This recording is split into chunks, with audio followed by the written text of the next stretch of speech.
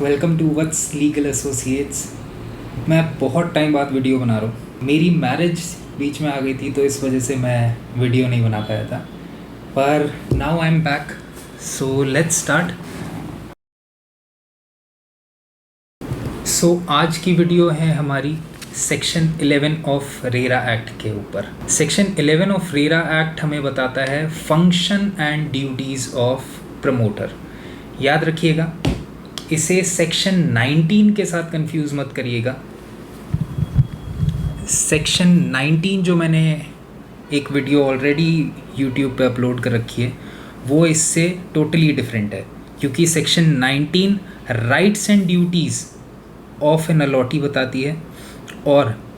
Section 11 जो है वो बताती है function and duties of a promoter. तो चलिए इस वीडियो को स्टार्ट करते हैं। सो बिफोर स्टार्टिंग सेक्शन 11 मैं आपको ये बताना चाहता हूँ कि प्रमोटर की डेफिनेशन क्या होती है। तो प्रमोटर सिर्फ एक बिल्डर ही नहीं होता है। प्रमोटर कोई भी इंसान हो सकता है, जो कि एक डेवलपर हो या कोई कॉन्ट्रैक्टर हो या फिर कोई लैंड ओनर हो।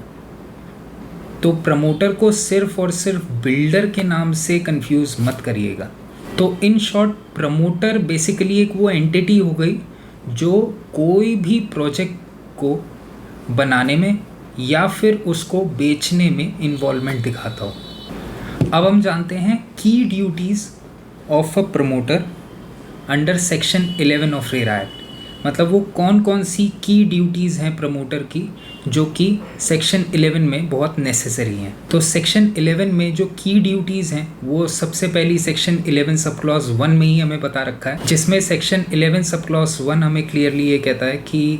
कोई भी प्रोजेक्ट अगर आप शुरू करने जा रहे हैं तो उस प्रोजेक्ट को शुरू करने से पहले उसको रेरा के अंदर रजिस्ट्रेशन कराना मैंडेटरी है। और याद रखिएगा, ये बहुत इम्पॉर्टेंट है, कोई भी प्रोजेक्ट बिना रजिस्ट्रेशन के कभी भी अपने आप को मार्केट में एडवर्टाइज नहीं कर सकता, ना ही अपने प्रोजेक्ट के अंदर कोई यूनिट बेच सकता है। जब वो अपने आप को रेरा के अंदर रजिस्टर करा लेगा, उसी के बाद वो अपने आप को एडवर्टाइज भी कर सकता है और अपनी यूनिट्स को बेच भी सकता है। अब सेक्शन 11 सब क्लॉज 2 हमें बताता है कि जब आप अपने प्रोजेक्ट को रेरा के अंदर रजिस्टर करते हैं तो उससे रिलेटेड हमें रेलेवेंट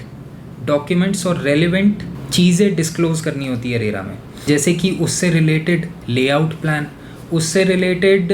लैंड डिटेल्स और उससे रिलेटेड सैंक्शन प्लान, बहुत सारे सर्टिफिकेट्स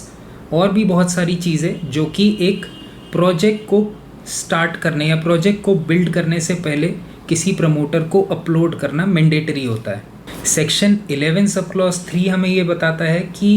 प्रमोटर को रेरा में अपना सुपर एरिया, कारपेट एरिया, अपनी एमिनिटीज़, अपने अप्रूवल्स और अपने प्रोजेक्ट से रिलेटेड उनका कंप्लीशन स्केड्यूल, वो सारी चीज़ें भी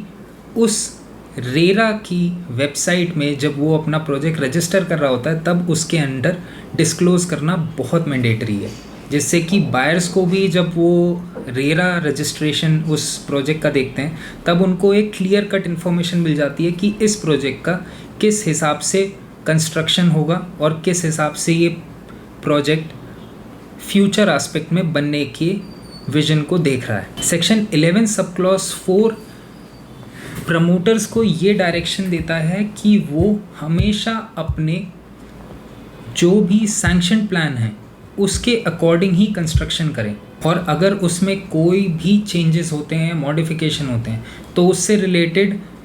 स्पेसिफिक अमाउंट ऑफ बायर्स की कंसेंट होना बहुत मैंडेटरी है। सेक्शन 11 सब क्लॉज 4 का सब क्लॉज भी हमें ये बताता है कि प्रमोटर लीगली बाउंड है अपने प्रोजेक्ट को उस स्टिपुलेटेड टाइमलाइन में कंस्ट्रक्ट करने के लिए जो कि उसने प्रॉमिस किया था अपने रेरा रजिस्टर्ड प्रोजेक्ट की टाइमलाइन में और अपने अग्रीमेंट में। सेक्शन 11 सब क्लॉज 4 का सब क्लॉज ई हमें ये बताता है कि जब एक प्रोजेक्ट में एक मेजॉरिटी ऑफ रेसिडेंट्स आ जाते हैं या मेजॉरिटी ऑफ पोजीशन हो जाती है, वो स्पेसिफिक रेशियो अलग अलग स्टेट का शायद अलग अलग हो सकता है। तो जब कोई स्पेसिफिक नंबर ऑफ रेसिडेंट्स उस सोसाइटी में अटेन हो जाते हैं, उसके बाद ये प्रमोटर की ड्यूटी बनती है कि वो वहाँ पे एक रजिस्टर्ड वेलफेयर सोसाइटी या फिर अपार्टमेंट ओनर एसोसिएशन का फॉर्मेशन करे और जो भी संबंधित एओए है उसको इलेक्ट करके सारे प्रोजेक्ट का हैंडओवर उसको दे दें। और इसी से रिलेटेड हमारा सेक्शन 11 सब क्लॉज 4 का सब क्लॉज F हमें ये बताता है कि जो मैंने अभी आपको बताया कि जब एक एओए और आरडब्ल्यूए बन जाती है तो प्रमोटर की ये रिस्पॉन्सिबिलिटी है कि वो सारा का सारा प्रोजेक्ट का हैंडओवर उस संबंधित एओए या आरडब्ल्यूए जो भी वहाँ पे फॉर्म हुई है उसको हैंडओवर कर दे। माफ़ कीजिएगा, ये एक और वीडियो मुझे बनानी पड़ रही है समझाने के लिए आगे के सेक्शंस, क्योंकि due to some technical glitch मेरी वॉइस आधी वीडियो में चली गई थी, बट कोई नहीं, ये वीडियो आगे हम कंटिन्यू करते हैं। और सेक्शन 11 सब क्लॉज 4 का सब क्लॉज G हमें ये बताता है कि प्रमोटर लायबल है सारे ड्यूज़ क्लियर करने के लिए जो उसने उस प्रोजेक्ट से रिलेटेड अलॉटीज से लिए थे। और अब जब वो अपना प्रोजेक्ट एओए या आरडब्ल्यूए को ट्रांसफ़र करने जा रहा है तो उससे पहले प्रमोटर को ये इंश्योर करना होगा कि वो प्रोजेक्ट जो वो हैंड ओवर करने जा रहा है वो सारे ड्यूज़ और एनकम्बरेंसेस से क्लियर है। मतलब उस पर कोई भी लाइबिलिटी ना हो प्रोजेक्ट पे, जैसे वाटर से रिलेटेड या इलेक्ट्रिसिटी से रिलेटेड कोई लाइबिलिटी या कोई मॉर्टगेज से रिलेटेड लाइबिलिटी या फिर कोई लैंड से रिलेटेड कोई लाइबिलिटी या कोई म्युनिसिपल कॉरपोरेशन की लाइबिलिटी या कोई लोकल टैक्सेस या चार्जेस या कोई मेंटेनेंस चार्जेस या कोई बैंक या फाइनेंशियल इंस्टीट्यूट से रिलेटेड चार्जेस। मतलब उस प्रोजेक्ट से रिलेटेड जब वो एओए या आरडब्ल्यूए को अपना प्रोजेक्ट ट्रांसफ़र कर रहा है तो उस प्रोजेक्ट के अंदर ट्रांसफ़र करते वक्त कोई भी लाइबिलिटी ना हो, ये प्रमोटर को इंश्योर करना होगा। और हाँ, इसमें एक प्रोवाइज़ो भी है कि प्रमोटर को ये इंश्योर करना होगा कि अगर उस प्रोजेक्ट में कोई भी मॉर्टगेज या कोई भी ऐसी लाइबिलिटी है जो कि एक इंस्टॉलमेंट के बेसिस पे है या कोई मॉर्टगेज है, अगर वो प्रोजेक्ट कोई मॉर्टगेज बेसिस पे है तो उस केस में उस प्रोजेक्ट में प्रमोटर उस टाइम तक लायबल होगा उस प्रोजेक्ट से रिलेटेड पेमेंट्स करने के लिए जब तक वो मॉर्टगेज या वो एनकम्बरेंस क्लियर नहीं हो जाता है। मतलब कि उसमें प्रमोटर की लायबिलिटी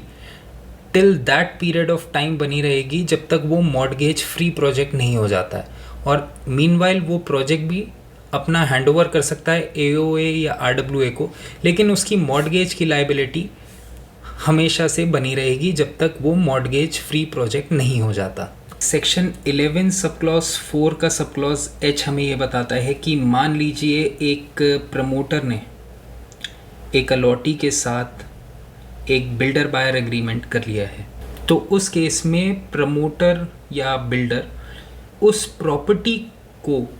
मॉर्टगेज नहीं कर सकता है, ना ही उस प्रॉपर्टी पे कोई भी इनकम्बरेंसेस इम्पोज कर सकता है। और अगर उस प्रॉपर्टी पे कोई भी मॉर्टगेज या कोई भी इनकम्बरेंसेस हैं या कोई भी चार्जेस उस प्रॉपर्टी पे है तो वो प्रॉपर्टी पे जो भी चार्जेस या जो भी इनकम्बरेंसेस हैं वो सोली प्रमोटर की रिस्पॉन्सिबिलिटी है और उससे बायर को कोई भी इफ़ेक्ट उस मॉर्टगेज से या उस इनकम्बरेंसेस से नहीं पड़ेगा। अब सेक्शन 11 सब क्लॉज 5 हमें ये बताता है कि इन केस मान लीजिए अलॉटी कोई भी बिल्डर बायर एग्रीमेंट के क्लॉजेस का कंप्लायंस नहीं कर रहा है, मतलब वो बिल्डर बायर एग्रीमेंट को फॉलो नहीं कर रहा है,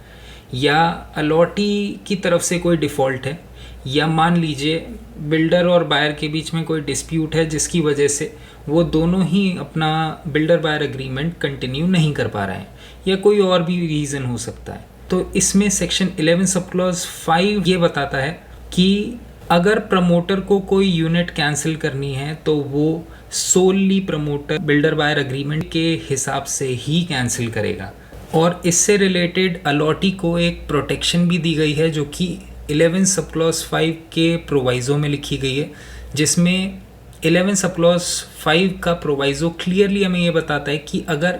इन केस कोई भी cancellation as per the builder buyer agreement promoter ने किया भी है तो उस केस में भी अलॉटी अथॉरिटी के पास अप्रोच कर सकता है अगेंस्ट द इलीगल कैंसिलेशन, और वो अपना कैंसिलेशन प्रूव कर सकता है कि मेरा जो कैंसिलेशन हुआ है वो नॉट ऑन वैलिड ग्राउंड्स हुआ है और उसका कैंसिलेशन रिवोक भी हो सकता है। अब सेक्शन 11 सब क्लॉज 6 हमें ये बताता है कि प्रमोटर को अपना प्रोजेक्ट हमेशा टाइमली प्रिपेयर करना है और उसको मेंटेन करके रखना है as per the builder buyer agreement जो उन्होंने अलॉटीज़ के साथ प्रॉमिस किया है और as per the directions given by the authority. मतलब यहाँ पे प्रमोटर के पास दो रिस्पॉन्सिबिलिटी हैं कि उसको अपना प्रोजेक्ट हमेशा ऐसे मेंटेन करके चलना है जैसे कि अथॉरिटी ने उसको गाइडलाइंस दे रखी हैं या अथॉरिटी ने जनरल गाइडलाइंस जो दे रखी हैं उसके हिसाब से। उसके अलावा as per the builder buyer agreement भी उसको अपना प्रोजेक्ट मेंटेन करके चलना है। अगर ये वीडियो अच्छी लगी है तो please do subscribe our channel, और ऐसी ही और वीडियोस के लिए स्टे ट्यून्ड। मेरी मैरिज की वजह से मैं फिर बोलूँगा कि मैं वीडियोस नहीं बना पाया, ये काफ़ी लंबा एक ब्रेक आ गया है मेरी वीडियोस बनाने के इस प्रोसेस में, लेकिन now I am looking forward to continue these videos और मैं ऐसे ही ये वीडियोस बनाता रहूँगा। So stay tuned and thank you for watching.